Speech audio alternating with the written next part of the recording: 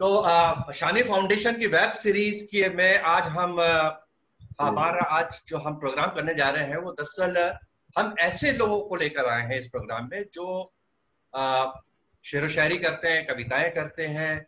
और ये ऐसे लोग हैं, इनमें से बल्कि मैं कहूँगा ज्यादातर ऐसे लोग हैं जिनका कभी कोई मुशायरे में वो नहीं गए या नहीं बुलाए गए, या कभी सम्मेलन में नहीं गए या नहीं बुलाए गए। और इनमें से एकाध होंगे जिनकी किताब छपी होगी या जिनकी रचनाएं इधर उधर कहीं छपी होंगी। लेकिन बेसिकली ये जिसको हम कह सकते हैं कि बेनाम बेचेहरे कवि और शायर हैं, और वो आज हमारे साथ जमे हुए हैं, हमारे साथ आज यहाँ पर आए हैं। और इसमें मैं आपको बता दूं कि कुछ टेक्निकल प्रॉब्लम की वजह से कुछ लोग हमसे नहीं जुड़ पा रहे हैं। इसमें मैं आपको सबसे पहले बता दूं कि हमारे यहाँ पर एक हैं, ये श्री विवेक श्रीवास्तव जी हैं। ये जयपुर से हमारे साथ जुड़े हैं और ये सुप्रिंटेंडेंट एनफोर्समेंट डायरेक्टरेट में काम करते हैं ये वहां पर।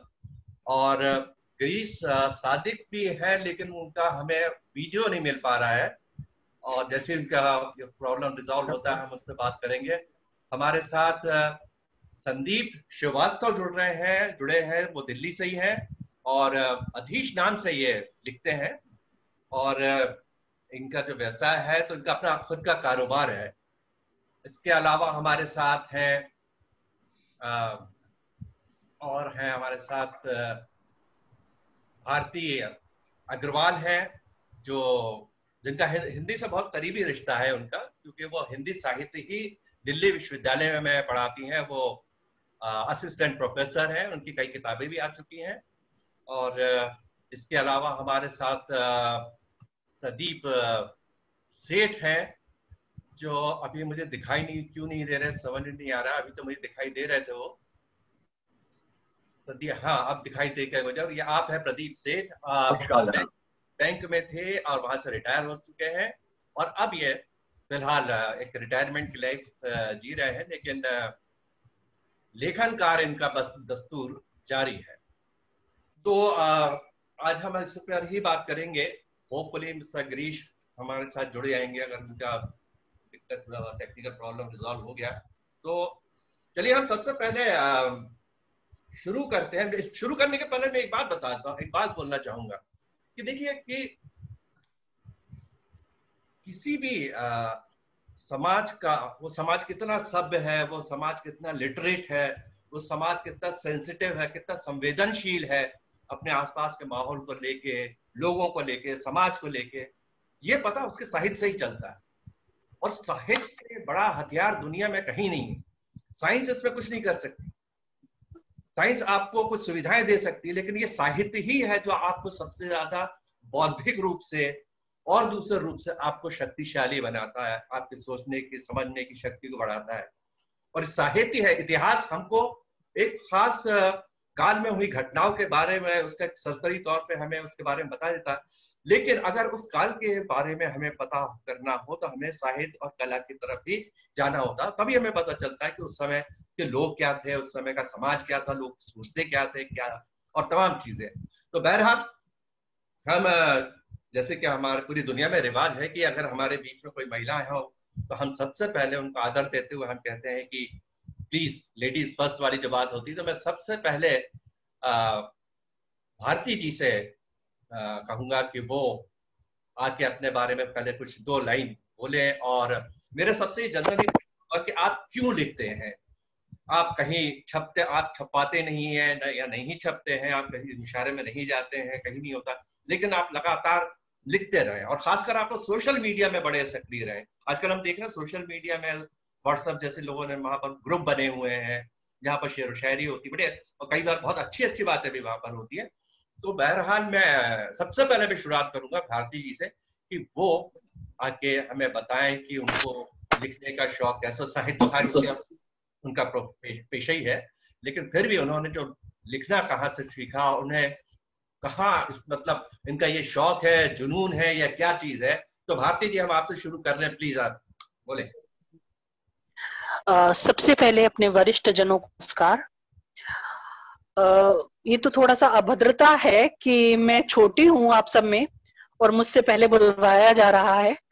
पहले मुझे आप लोगों को सुनना चाहिए था और फिर मुझे बोलना चाहिए था, नहीं पर नहीं, इसमें ऐसी जैसी कोई आप बात लोगों नहीं है। को जैसे हमने कहा कि आप चूंकि हमारे ग्रुप में आप एक ही अकेली महिला है, और हमारा ये समाज का कर्तव्य होता है कि समाज बस में भी जाते हैं तो आप, भले ही महिला आपकी उम्र में छोटी है, लेकिन आप बस की सीट सबसे पहले उनको ऑफर कर देते हैं। और तमीज का तकाजा और है। मेरा ये अब तमीज बदल रही है, समानता का ये अधिकार बात चाह अलग रही है। है।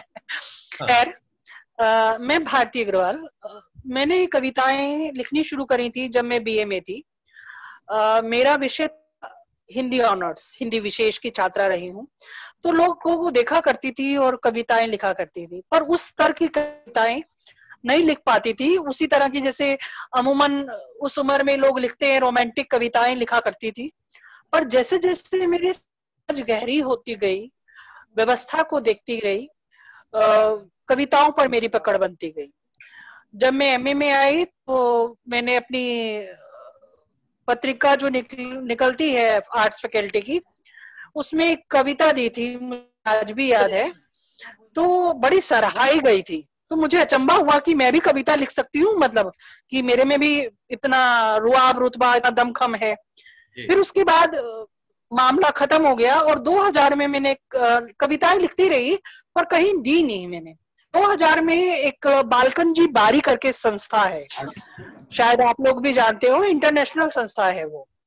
तो उन संस्था में एक प्रतियोगिता थी जिसमें मैंने कविता दी, और वो मेरी राष्ट्रीय कवि के रूप में पुरस्कृत हुई थी। तब मुझे लगा कि नहीं, मैं कविताएं लिख सकती हूँ। वो 2000 और उसके बाद लंबा समय 2008 या 7 जब मैं पढ़ाने लगी और समाज को देखने के प्रति मेरी दृष्टि और भी जागरूक होती गई, तो मैं कविताएं लिखती गई। जिस वर्ग से कवि आता है या जिस वर्ग से साहित्यकार आता है, अपनी सोच लेकर आता है। मैं भी जिस वर्ग से आई, मैं आपको बीच में रोक के एक बात आपसे करना चाहूंगा कि मूलतः आप एक टीचिंग प्रोफेशन में है और आपने एक साहित्य, आपने विशेष साहित्य आपका क्षेत्र है, और ऐसे हम कई साहित्य के प्रोफेसर और टीचर्स मिल जाएंगे जो पढ़ाते हैं, लेकिन उनको लिखने का कोई ऐसा शौक नहीं होता और वो लिखते भी नहीं, उनका सिर्फ शौक है पढ़ाना। तो ये आपका ये शौक है या आपका यह जुनून है, या जैसे कि एक बार मेरी आपसे बात हुई, तो आपने कहा था मैं भड़ास निकालती हूँ, मैं लिख के मेरी अंदर की भड़ास निकलती है। जी बिल्कुल। ये क्या भड़ास? अच्छा, इस पर आपने जी बिल्कुल, ये हम सुनना चाहेंगे आपसे कि ऐसी हाँ बिल्कुल, ये जो व्यवस्था है उस मेरी सारी कविताओं में मेरी भड़ास है। मेरी कोई कविता ऐसी नहीं है जिसमें मेरी भड़ास ना निकली हो, मतलब मेरी अभिव्यक्ति का। हाँ बिल्कुल, देखिए एक यशोधरा कविता है। हम लोगों ने, मैंने कभी भी कोई संतनी महिला नहीं देखी है, राधे माँ टाइप देखी है, पर उस तरह की जैसे कि महर्षि वगैरह हुआ करते थे, जैसे गौतम बुद्ध हुआ करते थे, ऐसी मैंने कभी कोई महिला नहीं देखी है। तो मैंने कविता लिखी थी यशोधरा। मैं वो पढ़कर सुनाती हूँ कि अगर यशोधरा बुद्धनी हो जाती, अगर वो संतनी हो जाती तो क्या होता। जी जी। यशोधरा, तुम बुद्ध क्यों नहीं हुई, देखकर जीवन का बुढ़ापा, 4 कंधों की अंतिम जीवन यात्रा, तुम्हारे मन में इच्छा नहीं जगी संसार सत्य जानने की। यशोधरा, तुम बुद्ध क्यों नहीं हुई, क्यों नहीं तुमने घर जाकर पति से कहा, पिता भिक्षा दे, क्यों नहीं तुमने घर जाकर पति से कहा, पिता भिक्षाम दे। अपने 7 वर्षीय पुत्र और पति का मोह क्यों नहीं छोड़ पाई, घर से, पति से दूर एकांत में संतन हो जाती तुम भी बुद्ध। शायद तुम बुद्ध हो जाती तो कलंकनी हो जाती, 7 वर्षीय बेगैरत पत्नी हो जाती। समाज तुम्हें बुद्ध की तरह स्वीकारता थोड़े ही, समाज तुम्हें बुद्ध की तरह स्वीकारता थोड़े ही, सिर आंखों पर भी नहीं बिठाता। कुलच्छनी, दायित्वों की बोध से च्युत, गरिमा विहीन, शायद पर पुरुष प्रेम में पड़ी स्त्री कहलाती, ना जाने कितनी लांछनों से युक्त हो जाती। यशोधरा तुम कभी बुद्ध नहीं हो पाती। यशोधरा तुम कभी बुद्ध नहीं हो पाती। बहुत बेहतरीन, बहुत बढ़िया। आप भारती जी, आपके पास मैं दोबारा आऊंगा, और आपकी आवाज के पीछे ब्रेक हो रही थी, तो हम जितना भी सुना हमने उसका आनंद तो लिया, लेकिन पूरी तरह से नहीं ले पाए। लेकिन हम दोबारा आपके पास आते हैं। इस बीच मैं चाहूंगा कि हमारे साथ जो सबसे वरिष्ठ सज्जन हमारे साथ बैठे हुए हैं, प्रदीप सेठ जी। प्रदीप सेठ जी से मैं चाहूंगा कि सबसे पहले प्रदीप जी आप ये बताइए कि ये आपका शौक है, कैसे आपने साहित्य लिखना, कैसे आपको लगा कि किसी आप साहित्यकार से प्रभावित हो गए, या आपके अंदर भीतर से ही था कि नहीं मैं कुछ लिखना चाहिए और आपने लिखना शुरू कर दिया? तो बहुत ही संक्षिप्त में आप बताएं। सिलसिला उसी उम्र से शुरू होता है, कॉलेज के जमाने से, युवावस्था से। जी जी। और अपने श्रृंगार से निकलते हुए, क्योंकि आसपास का जान कराने वाला हूं, राजनीतिक गतिविधियां भी वहां बहुत होती रहती थी, लगातार होती थी। हर मोहल्ले, हर गली में लगा करती थी। शाम को पान वाले की दुकान पे और दूध वाले की दुकान पर भी राजनीतिक से चला करते थे। और उधर उस युवावस्था की रोमानी दुनिया थी। वहां सिलसिला बहुत मामूली सा शुरू हुआ और एकदम आहिस्ता आहिस्ता वो समाज की तरफ बढ़ा जी। और उस तरफ तब महसूस होने लगा कि ये सब उसी दौर की बात है। अभी नौकरी नहीं लगी थी कि रोटी और यादों में से, रोटी और श्रृंगार में से क्या जरूरी है और कितना जरूरी है और कितने वक्त तक के लिए जरूरी है। अभी इस दौर से गुजरते हुए 2 साल ही गुजरे थे कि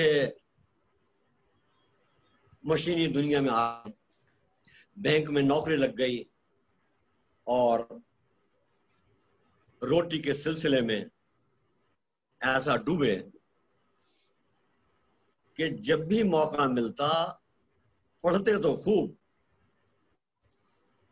पढ़ने की कसर नहीं छोड़ते। जहां मस्जिद से जाके पुरानी किताबें ले लेके ढेर ढेर आते, रिसाले ले लेकर आते, पुराने धर्म के आते, 2-2, 4-4 साल पुराने, सताइक हिंदुस्तान लेकर आते, कादम्बरी लेके आते, उनमें पढ़ते खूब।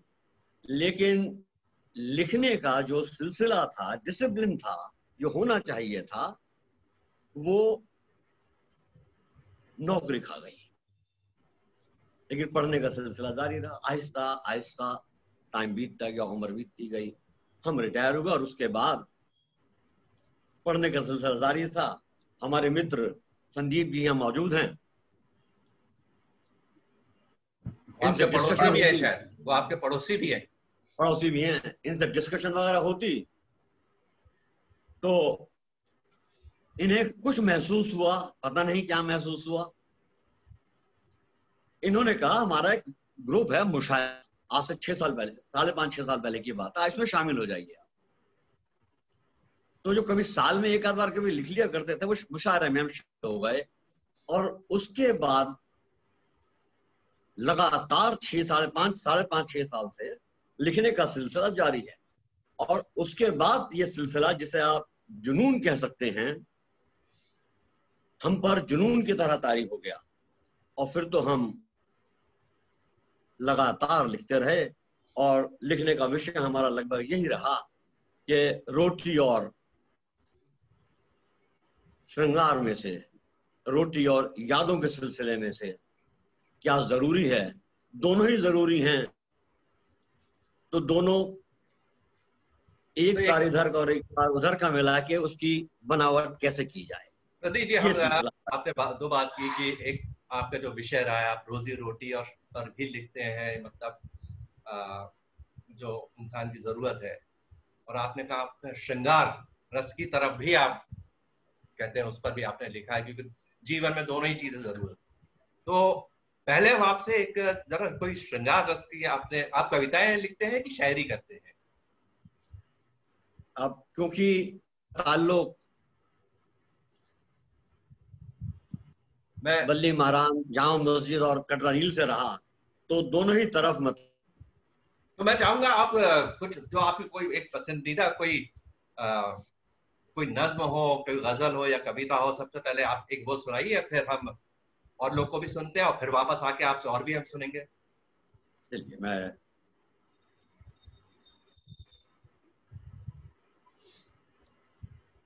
पहले एक शेर जी मैं पेश कर रहा हूं। किसी मजलूम की गजलों, किसी नगमे न मुफलिस के, किसी मजलूम की, किसी मजलूम की गजलों की मुफलिस के नगमे ने जी मुसलसल इश्क का इजहार रोटी से किया होगा। वाह वाह वाह। किसी मजलूम की गजलों, किसी मुफलिस के नगमे ने मुसलसल इश्क का इजहार रोटी से किया होगा। तो इसी कड़ी में एक और शेर पहले कहना होगा। जी तिलिस्म चांद का उनके लिए तो कुछ नहीं होता। तिलिस्म में जानता चांद का उनके लिए तो कुछ नहीं होता, जिन्हें वास्ता हरदम किसी रोटी के टुकड़े से। वाह तिलिस्म चांद वाह। का उनके लिए तो कुछ नहीं होता, जिन्हें है वास्ता हरदम किसी रोटी के टुकड़े से। अब एक, क्या बात है सर, क्या बात। क्योंकि शागिर्दगी नहीं की जी तो देर जबर नुक्ता अपने अनुभव से ही लगा लेता हूं। जी जी बाकी मुअज्जिन लोगों को कहीं कुछ मोहब्बत नजर आए तो नजरअंदाज कर दीजिए, या फिर उसे जैसा का तैसा अपना लीजिए। अपनी उम्र ओ आरजू जी, अपनी उम्र और सभी तमाम की, अपनी उम्र और आरजू सभी तमाम की, सभी तमाम की, चिलमन उठा के देखिए सूरत आवाम की। वाह वाह। अपनी उम्र ओ आरजू सभी तमाम की, चिलमन उठा के देखिए सूरत आवाम की। ये वक्त के छाले फफोले गलियों की, बहुत बहुत ऊंची ऊंची अट्टालिकाएं बना ली, पता नहीं कितने कितने सड़कें बना ली, कहां तक, कितने कितने मॉल्स बना लिए, लेकिन वो सब हमारे स्लम्स की, हमारी चंकरी गलियों की झुकी हुई पीठ पर खड़े हुए हैं। जी गलियां ये वक्त के छाले फफोले तंग गलियों के, बुनियाद हैं वतन के सारे ताम झाम की। अपनी उम्र ओ आरजू सभी तमाम की, चिलमन उठा के देखिए सूरत आवाम की। ये वक्त के छाले फफोले छंद तंग गलियों के, बुनियाद हैं वतन के सारे ताम झाम की। गलियां गुजर रही घरों के बीच से होकर, किसी रीसेटलमेंट कॉलोनी में, किसी झुग्गी झोंपड़ी में जाके देख लीजिए, ऐसा महसूस होता है कि गलियों के आसपास घर हैं या गलियां घरों में से गुजर रही हैं। जी गलियां गुजर रही घरों के बीच से होकर, खबरों में बेखबर खबर इनके निजाम की। खूब लंबी लंबी डिबेट्स होती हैं दुनिया भर की बातों के ऊपर, महीनों सालों डिबेट्स एक ही चलती हैं, बार बार घूम करके वही स्टोरी बसता है। लेकिन खबरों में बेखबर, खबर इनके निजाम की, कभी चाहती है डिबेट कर लो भाई। गलियां गुजर रही घरों के बीच होकर, खबरों में बेखबर, खबर इनके निजाम की, ये रोशनी की सरजमी पे, ये रोशनी की सरजमी पे तीरगी का मुल्क, ये रोशनी की सरजमी पे तीरगी का मुल्क, मस्ती चुराई किसने और क्यों इस मुकाम की, ये रोशनी की सरजमी पे तीरगी का मुल्क, मस्ती चुराई किसने और क्यों इस मुकाम की। फुटपाथ पे नालों पे, फुटपाथ पे नालों पे बसर गर नहीं वाजिब, फुटपाथ पे नालों पे बसर गर नहीं वाजिब, तो इनके हिस्से की जमी किसको नीलाम की। फुटपाथ पे नालों पे बसर गर नहीं वाजिब, तो इनके हिस्से की जमी किसको नीलाम की। अपनी उम्र ओ आरजू सभी तमाम की, चिलमन उठा के देखिए सूरत आवाम की। वाह, बहुत बहुत खूब, बहुत खूब। प्रदीप जी, आपके पास हम फिर लौटेंगे। प्रदीप जी ने बहुत ही खूबसूरती से जो हमारे देश की जो गरीबी है और जिसको हम कहते हैं कि ऐसा तबका जिसकी हमेशा अनदेखी की जाती रही है, और इस दौरान कोरोना काल में तो हम देख रहे हैं कि ये कुछ और भी सामने उभर के बिल्कुल सच है कि वो भी हमारे समाज का ये चीजें, वो भी हमारे समाज का। अब मैं अगले उसमें अब मैं आपको चाहूंगा कि मैं संदीप श्रीवास्तव जी, जो अधीश नाम से शेर व शायरी करते हैं, वो उनसे हम जरा बात करते हैं और जानना चाहेंगे कि उनको इसका शौक कहाँ से लगा और उन्होंने किस तरह की शायरी करते हैं और क्या सुनाना चाहेंगे। देखिए, ऐसा है कि मेरा संबंध विज्ञान से रहा। मैं गणित का विद्यार्थी रहा, स्कूल में भी और ग्रेजुएशन में भी, और बाद में मैंने बिजनेस मैनेजमेंट में पढ़ाई करी। तो मेरा कभी दूर दूर से संबंध नहीं था कविताओं से या गजलों से।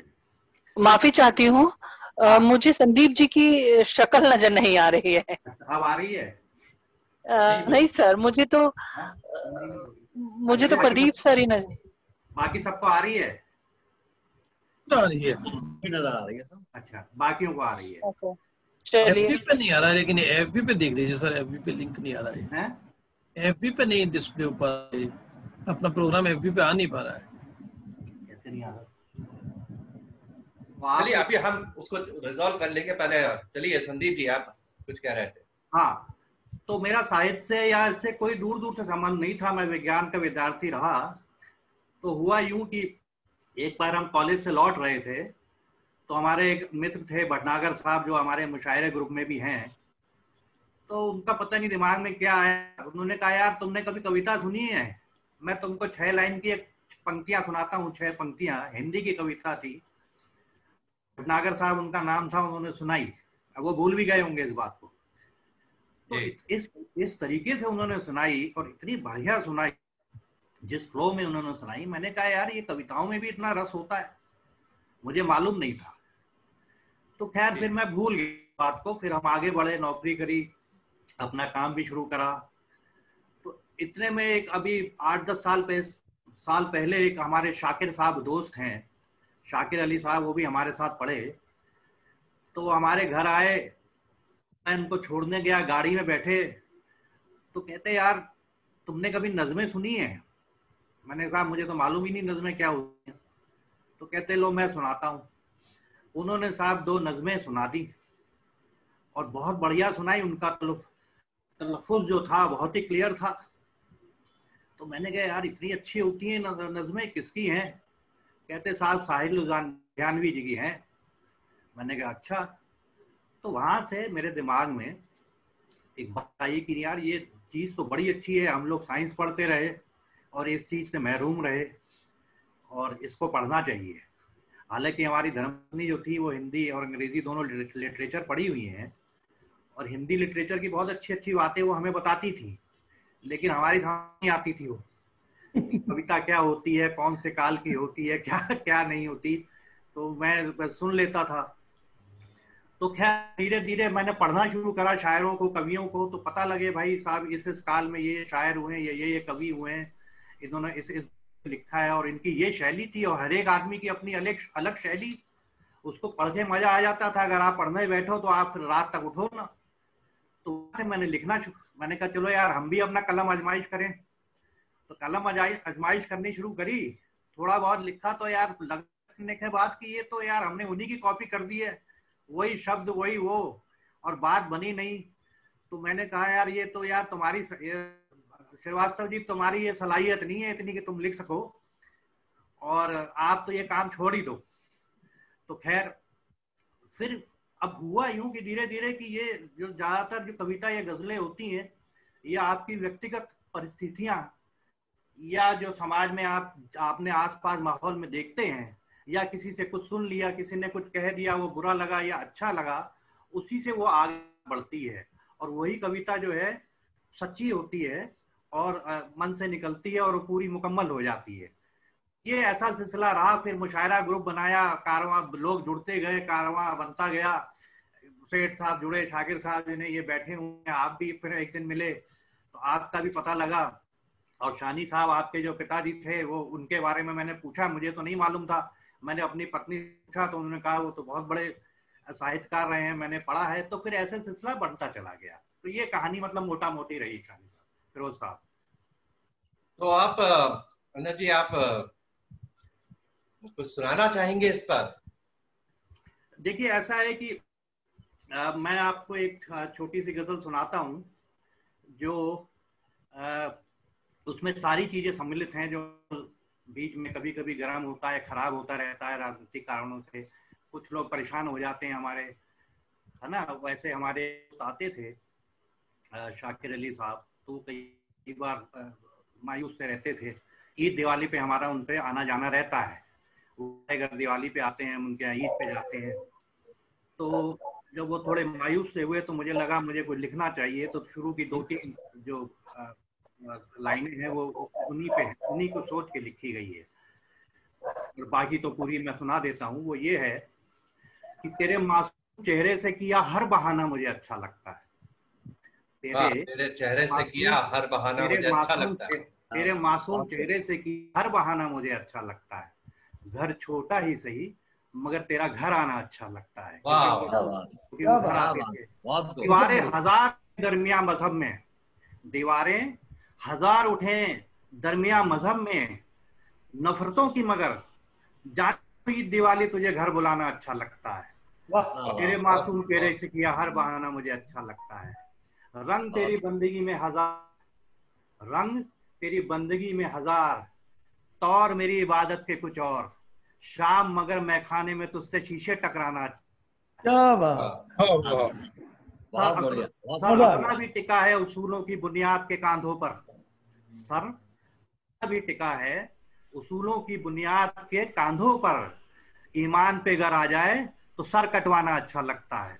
वाह वाह। और आखिरी आपको सुनाता हूँ मक्ता कि रंगीनियां खींच ले गई।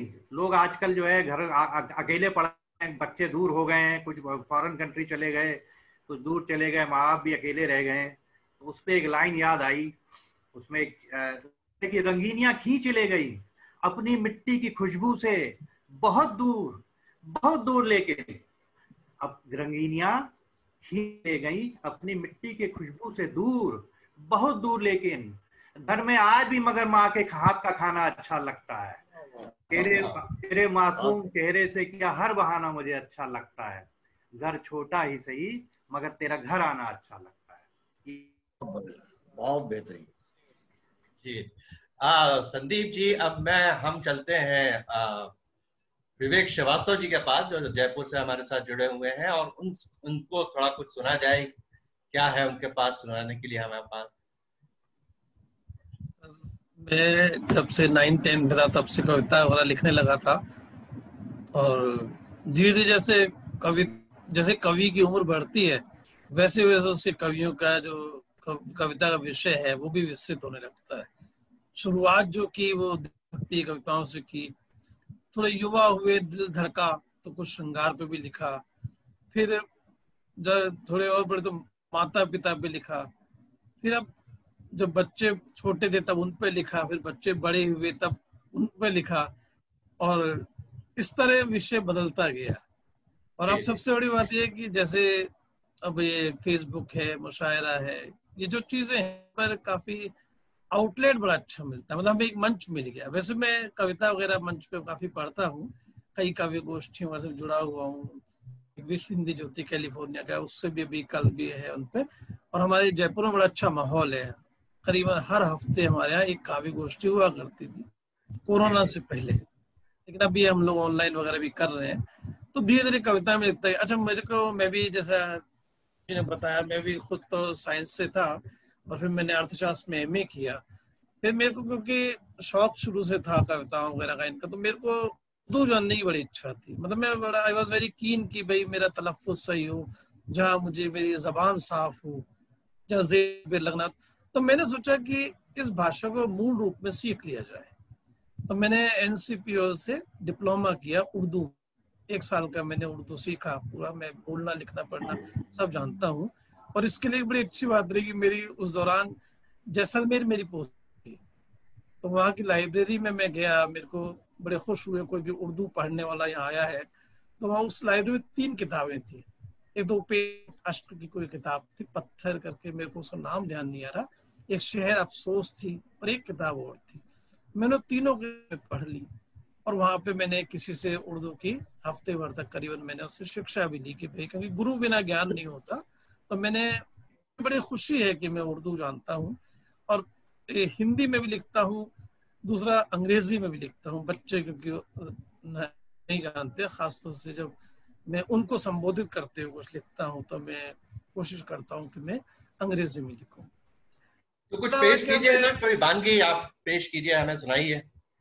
जी, जैसे मैंने अभी लेटेस्ट एक नज्म लिखी थी, जो बताऊं, जैसे मैंने कहा परिस्थितियां जो होती है, कविता कभी शून्य से नहीं उपजती। तो जैसे मैंने अभी ये कोरोना काल में हम लोगों ने सबने अपनी चीजें देखने का बड़ा अवसर मिला, हमें अपनी चीजें संभालने का अवसर मिला, घर में पत्नी और बच्चों को देखने का मौका मिला कि किस ढंग से होता है।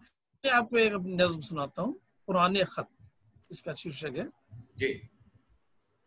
नाले पुराने सामान तो कुछ खत भी हुए, कुछ तो ऐसे थे जिन्हें देख के शर्मा गए, हम ऐसे भी थे।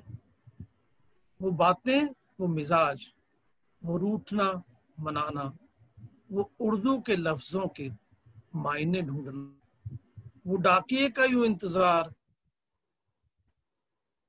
देख वो पोस्ट मास्टर को चिट्ठी खुद देख, क्या बात, क्या बात। लिफाफे पे बेदर्दी से गोल मोहर की आवाज, डाक थैले में खत डाल, वो डाक बाबू का मुस्कुराना, सभी बातें घूम कहीं वो जहन में, भर आई आंखें भी उनके समर्थन में। कितनी झिझक से करते थे हम जज्बात बयां अपने, पर होते थे और कशिश भी कितने। खतों में थी खुशबू वही पहचानी हुई सी, वो नहीं पड़े थे धुंधले इतने। नजर को थी जरूर जरूरत चश्मे की, पर थे याद वो जो मगज में। बदल गया वक्त नहीं रहा जमाना खत लिखने का, बाकी है ये रिवाज बस सरकार महकमों में, पर नहीं होती ना है दरकार कशिश की। औपचारिक से होते हैं कि सरकारी खत कितने, या खुदा आए वापस वो जमाना खत लिखने का, वो कागज, वो कलम, वो स्याही हवात का। बढ़ गए हैं आगे बहुत ही आगे, पर न छूटे हैं याद उन बातों की, उन खतों की जो लिखे थे जवानी के दिनों में उन्होंने, रंगीन कागज से रंगीन स्याही से। कुछ खतों पे थे निशा भी आंसुओं के, वो शायद रखा जवाब हमारा भी पास उनके, जो है हर्फ दर हर्फ हमारे जहन में। बहुत बेहतरीन, यथार्थ की जमीन पे चित्रण बहुत बढ़िया, यथार्थ भावनात्मक। विवेक जी, हम आपके पास फिर आते हैं एक बार। अब मैं वापस जाना चाहूंगा इनके भारती जी के पास में जाना चाहूंगा वापस। और मैं चाहूंगा कि एक बात आप सबको भी बता दूं कि भारती जी ने किन्नरों पर भी काम किया है, और शायद इनकी किताब आने वाली है, जैसे कि मुझे बताया गया है कि शायद किताब इनकी आ रही है। तो भारती जी, आपने किन्नरों पे किस तरह का काम किया? किन्नरों को हम लोग जानते नहीं है, पहली बात तो। हम लोगों को ये भी नहीं पता है कि ट्रांसजेंडर होते हैं। आप सभी वरिष्ठ हैं, पर मैं ये दावा कर सकती हूँ आप में से कोई भी ये नहीं जानता होगा कि वास्तव में ट्रांसजेंडर क्या होते हैं, या जो हम लोगों के बधाई मांगने आते हैं, वास्तव में वो जो हिजड़े होते हैं उन्हें एक सभ्य भाषा दे दी है, किन्नर या मंगलमुखी। वो सब क्या है, किस तरह बनते हैं, उनके बारे में लिखा गया साहित्य क्या है, वो सब एक किताब आ चुकी है मेरी। और दूसरी मेरी आ रही है जिसमें मैं ट्रांसजेंडर्स के रिव्यूज कर रही हूँ। LGBTI, lesbian, gay, bisexual, transman and transwoman और इंटरसेक्स, इन सब पर इंटरव्यूज कर रहे हो। इस पर आपने इस पर कुछ लिखा भी है? एक तो आपने इस पर गद्य तो लिख दिया। नहीं, मैं इस पर कुछ भी नहीं लिख पाई हूँ। मैं जितना कुछ जानती हूँ ना, हर बार हो जाती है। तो जब आप किसी भी भावना से के भीतर उतरते जाते हैं और उससे फेमिलियर हो जाते हैं, तब आप लिख पाते हैं। अभी तो मैं जान ही रही हूँ अभी तक, तो मैंने उस पर कुछ नहीं लिखा है। पर हाँ, क्योंकि मैं पढ़ाती हूँ और मैं नॉन कॉलेजिएट भी पढ़ाती हूँ, विमेंस नॉन कॉलेजिएट, और उसमें ऐसी लड़कियां आती हैं जो ऐसा लगता है कि भारत अभी बदला नहीं, वही पुरानी स्थितियां, वही पुराना ढंग, और शायद हम लोग उससे ही रूबरू होते हैं। अभी अगर ये मंच देखा जाए तो इसमें भी केवल मैं ही एक महिला हूँ, बाकी पुरुष हैं, तो इसमें महिलाओं की तादाद बढ़नी चाहिए। नहीं, महिलाओं की तादाद बढ़नी चाहिए। मुझे बहुत खुशी होती कि हमारे साथ और महिलाएं जुड़े, लेकिन अब कोई नहीं मिला तो क्या किया जाए। हाँ, तो आपको बताना चाहिए था ना, महिलाएं तो बहुत थी जोड़ने के लिए। अरे ठीक है, मैं अगली बार तो फिर मैं आपको पकड़ूंगा और जी जी, जिम्मेदारी हुई कि आप। जी जी, बिल्कुल बिल्कुल। अच्छा, बिल्कुल, आप कुछ और सुनाना चाहें तो हमें बड़ी खुशी होगी। हाँ, अमूमन लड़कियां जब बड़ी होती हैं, तो मैं भी बड़ी हुई थी, तो भी बहुत सारे रिस्ट्रिक्शंस थे। अरे इतनी तेज मत हंसो, या लड़की हंसी तो फंसी, या पराए घर जाओगी तो क्या लेकर जाओगी। इन सब बातों को लेकर मैंने लिखी है कविता, बेशर्म लड़की। जी जी। तुम बहुत बेढंगी हो, चौराहे पर, गली में, मोहल्ले में, सड़क पर, जब देखो खिलखिलाकर हंसती हो। तुम बहुत बेढंगी हो, चौराहे पर, गली में, मोहल्ले में, सड़क पर, जब देखो खिलखिलाकर हंस।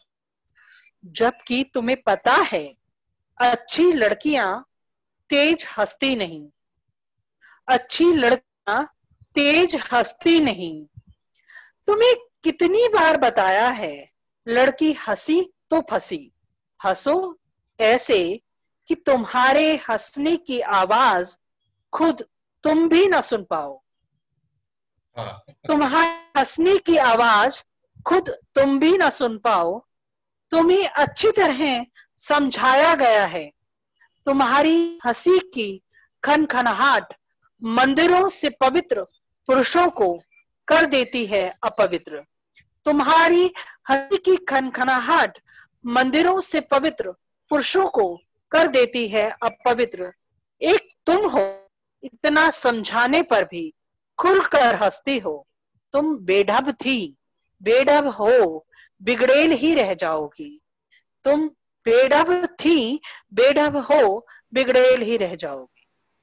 वाह वाह, बहुत बढ़िया, बहुत बढ़िया। ये जो आपने दरअसल ये जो महिलाओं की स्थिति है, ये ऐसा नहीं है कि अभी से है, ये हम तो कब से सुनते आ रहे हैं। नहीं, ये तो काफी समय से है, हाँ, पर अचंभित हो कि अभी भी है, अभी भी पढ़े लिखे परिवारों में ही क्या, अगर आप महिला कॉलेज में चले तो बाहर आपको पुलिस खड़ी दिखाई देती है दिल्ली यूनिवर्सिटी में। क्यों दिखाई देती है? कि लड़कों के साथ वो बातें ना करें ज्यादा, कोई मिसबिहेव ना हो जाए उनके साथ। अभी भी मतलब उन्हें उस तरह से ट्रीट किया जाता है जैसे एक मतलब क्या कहें उसे कि विवेकहीन बच्चों को ट्रीट किया जाता है। तो ये के सामाजिक स्थितियों को, अब मैं प्रदीप सेठ जी के ही पास जा रहा था, मैं आप ही के पास आ रहा था मैं। जी प्रदीप सेठ जी, आप बोले। हाँ साहब, दरअसल सभ्यता का जो विकास है वो तकनीक के विकास के साथ जुड़ा हुआ है। They are directly related to each other. जो जो तकनीक का विकास होता है वैसे वैसे उसी क्रम से सभ्यता का विकास होता है, और जितनी तेजी से तकनीक का विकास होता है सभ्यता उतनी तेजी से ही आगे बढ़ती है और परिवर्तित होती है। सर, तकनीकी रूप से तो हम विकसित हो रहे हैं, पर आज भी ऐसी लड़कियां हैं जिन्हें किताब पढ़ने के लिए भाई के साथ जाना होता है। मैं उस संदर्भ में नहीं कह रहा। अच्छा, मैं जनरल बात कर रहा हूँ। हाँ जी जी प्रदीप जी, अब आप कुछ और सुनाना चाहेंगे क्योंकि अब हमारे पास समय भी खत्म होता जा रहा है और आपके बाद में 2 लोग के पास मुझे और जाना है, तो क्यों ना आप कुछ सुनाएं अभी। हाँ, तो उसी बदलते हुए मापदंड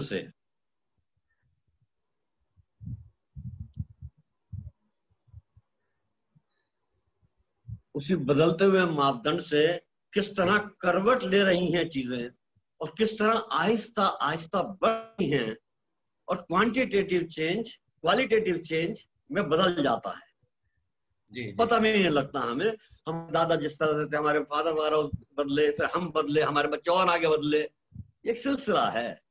तो उसी सिलसिले की कड़ी को मद्देनजर रख हमने एक कही, खामोश है चूड़ी नहीं पाजेब का स्वर है। खामोश है चूड़ी नहीं पाजेब का स्वर है। उन्नति के दौर में एक ये भी खबर है। खामोश है चूड़ी। एक बार फिर से सुनाइए।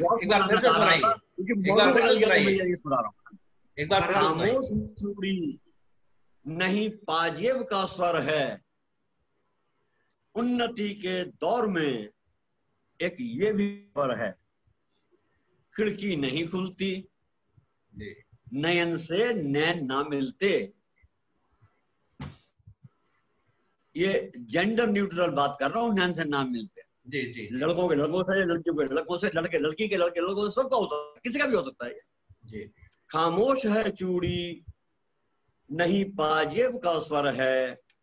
उन्नति के दौर में एक ये भी खबर है। खिड़की नहीं खुलती, नयन से ना मिलते। एसी की हुकूमत का शहर भर में असर है। वाह वाह वाह। खिड़की नहीं खुलती, नयन से नैन ना मिलते। एसी की हुकूमत का शहर भर में असर है हाथ का बटुआ लिए संदेश मशीनी। है हाथ का बटुआ लिए संदेश मशीनी। भाव से भीगे खतों का यही बसर है। भाव से भीगे खतों का यही असर है हाथ का बटुआ लिए संदेश मशीनी। भाव से भीगे खतों का यही बसर है।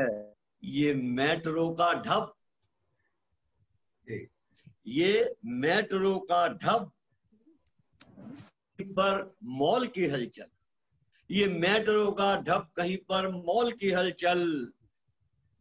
झूले नहीं पेड़ों पे, ना पनघट की डगर है, ये मेट्रो का ढब, ये मॉल की हलचल, झूले नहीं पेड़ों पे ना पनघट की डगर है, एसी की हुकूमत का शहर भर में असर है, दमयंती को आंसू नहीं ना नल को पीड़ा है। बदल रहा है समाज, प्रोसेस में है। दमयंत कौन रोता है, किसके लिए? दमयंती को आंसू नहीं ना नल को पीड़ा है, वो कल्पना के द्वीप का बंधन कहाँ पर है, ये मेट्रो का ढब, कहीं पर मॉल की हलचल, झूले नहीं पेड़ों पे न पनघट की डगर है, दमयंती को आंसू नहीं न नल को पीड़ा है, वो कल्पना के द्वीप का बंधन कहाँ पर है, वो माजी की नफासत से एक गीत को स्वर दें, माजी की नफासत से नए गीत को स्वर दें, उस दौर पर इस दौर की कुछ तो नजर है, उस दौर पर इस दौर की भी कुछ तो नजर है, खामोश है चूड़ी नहीं पाजेब का है, उन्नति के दौर में एक ये भी खबर है। शुक्रिया, बहुत बढ़िया। अब मैं बात करना चाहूंगा, वापस मैं जाता हूँ संदीप जी के पास। और संदीप जी, मैंने सुना है कि आपने अपने व्यक्तिगत जीवन पे भी बहुत अच्छे अच्छे कुछ कविताएं लिखी हैं। हम चाहेंगे कि कुछ उसकी एक वानगी पेश की जाए।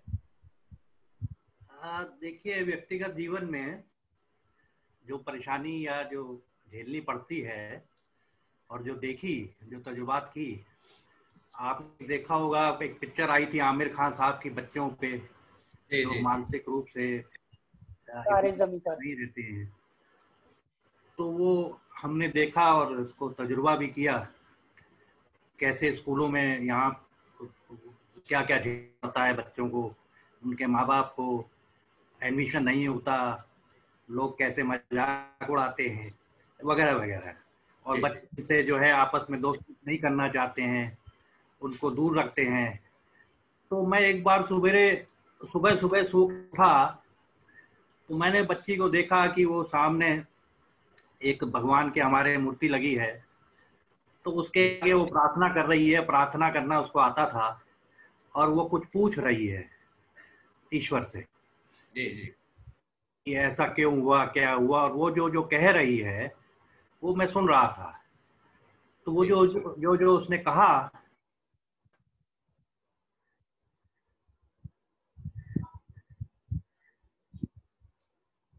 कुछ टेक्निकल प्रॉब्लम हो गया है हमें।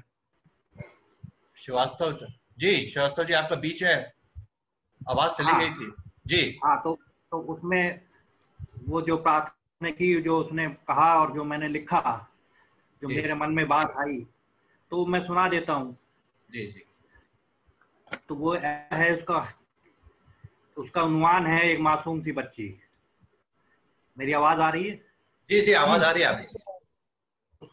तो वो ये है कि एक मासूम सी बच्ची मेरे पहलू में आकर, वाह, एक मासूम सी बच्ची मेरे पहलू में आकर क्यों सबसे जुदा इसकी वजह पूछती है, जर्रे जर्रे पे हुई अगर तेरे नूर की बरसात, जर्रे जर्रे पे हुई अगर तेरे नूर की बरसात, तो बता मेरी खता है खुदा, वो पूछती है। ये वो पूछी। हर शख्स मेहरबान, यानी हर शख्स जो है वो सिंपैथी दिखाता है, पर दोस्त नहीं हासिल, लेकिन दोस्त बनने को तैयार होता है। हर शख्स मेहरबान पर दोस्त नहीं हासिल, वो इस दर्द का मरहम कोई शिफा ढूंढती है। क्या बात। और लोग जो इस आसपास के जो हंसते थे, मजाक जो नहीं समझते थे, ऑब्वियसली जो हमारे समाज में नहीं समझते थे उस जमाने में, कि कोई बेगाना हंसता उस पे अगर अपनी उम्र वाला, खासकर अपनी उम्र वाले, कोई बेगाना हंसता अगर उस पे अपनी उम्र वाला, तो उसके दीवानेपन की दवा पूछती है कि ये कैसे क्यों रहा है, कैसे ठीक होगा, ये इसको कोई दिक्कत है। उसके सादिक सवालों, सादिक मतलब सच्चे, उसके सादिक सवालों के इंतहा ना पूछो जी। बाद मेरे फिर उसकी सजा क्या है पूछती है। वो कहती थी जब हमारे पापा नहीं रहेंगे तो मेरा क्या होगा। जी। एक मासूम सी बच्ची मेरे पहलू में आकर क्यों सबसे जुदा इसकी वजह पूछती है। बहुत बढ़िया, बहुत बढ़िया आपने। अब मैं, हमारा जो वक्त है वो भी खत्म होता जा रहा है।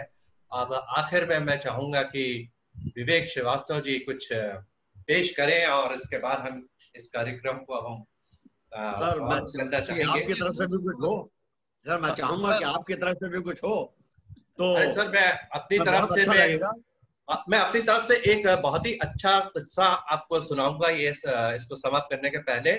और मेरे ख्याल से ये किस्सा भारती जी को, आपको मैं बता दूं कि भारती अग्रवाल जी हैं, इन्होंने शानी जी पे ही शोध किया है।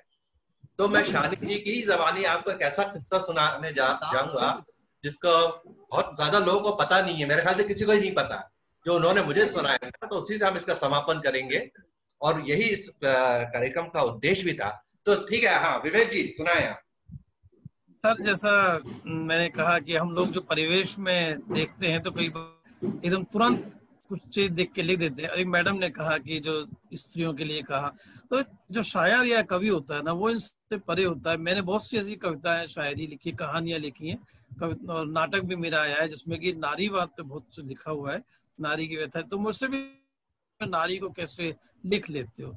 तो मैं यही कहता हूँ कि अगर नारी की व्यथा को पुरुष नहीं समझता तो मैथिली शरण गुप्त ने साकेत नहीं लिखा होता। जी जी। वो हमारे घर में हमारे सब जो है, हम भी सब माता पिता हैं, भाई हैं, सब तो सब समझते सब है स्त्रियों की जो स्थिति है। अभी वो एक छोटी सी वक्त कम है इसलिए मैं दिखाऊं भी, एक टिड्डियों का आक्रमण हुआ अपने में, बहुत ज्यादा सब जगह टिड्डियां आई। तो कुछ मेरे घर के बगीचे टिड्डियां आ गई अचानक से बहुत सारी। मैं जब उठा तो देखा लोग ढोल बजा रहे हैं और मेरे बच्चे भी टिड्डियां भगाने की कोशिश कर रहे हैं। तो उस पर मैंने कुछ लिखा, आपको वो सुनाता हूँ। इसका शीर्षक है टिड्डियां। आ गई आज सुबह घर के आकाश पे लाखों टिड्डियां, कुछ पुराने फूल जो रखे थे किताबों में, जवानी के दिनों में निकाले थे धूप दिखाने को, बचाने को दीमकों से खा गई सब के सब कमबख्तियां, मिटा दिए सबूत सारे जवानी के नाकाम इश्क के।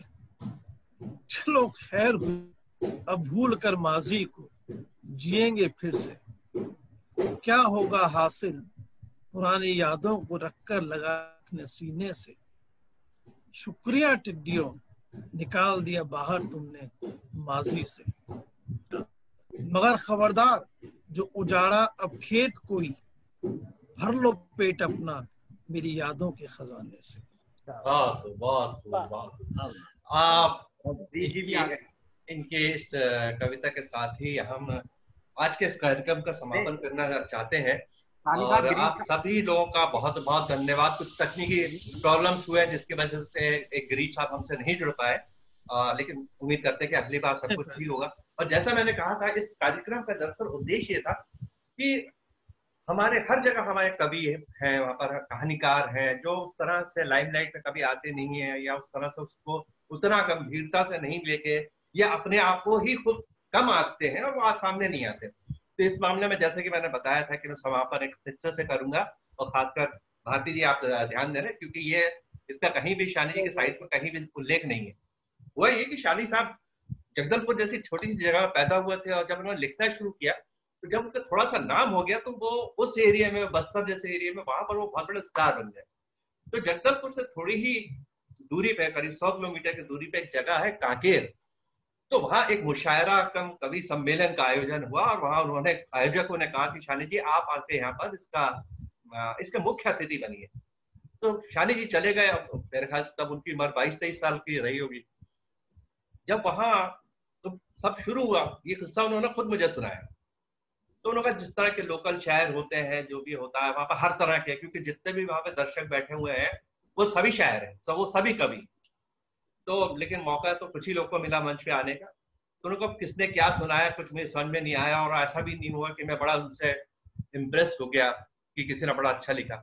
लेकिन एक शेर जो बरसों के बाद भी आज मेरे जहन में नक्श है, वो मैं बताता हूं। तो उन्होंने मुझे बताया, वो शेर सुनिए आप क्या, ये मैं बाद में बताऊंगा कि ये शेर किसने कहा था।